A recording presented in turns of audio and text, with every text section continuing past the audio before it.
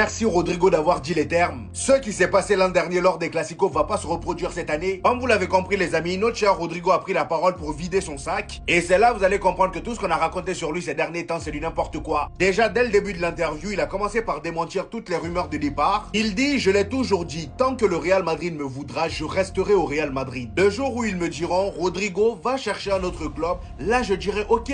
Mais ils ne me l'ont pas dit. C'est pas fini. En ce qui concerne sa baisse de forme les amis, il a expliqué que la saison dernière, il traversait des moments difficiles. Sur le plan personnel, je précise, et qu'il a même passé beaucoup de temps sans parler à personne. Personne ne savait ce qu'il traversait et il n'était pas bien physiquement ni mentalement. Il explique que Carlo Ancelotti l'avait beaucoup aidé étant donné qu'il venait à l'entraînement triste. Et il explique qu'il n'était pas en état de jouer, mais étant donné que les matchs c'est chaque 3 jours, il n'avait pas le temps de récupérer. Vous voyez quand on vous dit que les joueurs c'est des êtres humains, là on a la preuve. Ils ont aussi une vie personnelle. Nous on le voyait juste pas bon sur le terrain alors que le gars profondément il n'est pas bien. Juste après ça, il a parlé des Classicos de l'an dernier et voici ce qu'il a dit. On doit battre le FC Barcelone lors du prochain Classico. La saison dernière, tout était horrible face au FC Barcelone. Cette fois-ci, nous serons au Santiago Bernabéu et nous allons montrer qui nous sommes réellement. On attend que ça, mon cher Rodrigo, dis-leur. D'autant plus qu'en ce début de saison, on voit que le football a du mal à redémarrer. Vous voyez ce que je veux dire? On se fera un malin plaisir de les chicoter comme Séville. Mes frères barcelonais, il a encore temps de devenir madrilène. Venez à nous, en bon entendeur. Salut.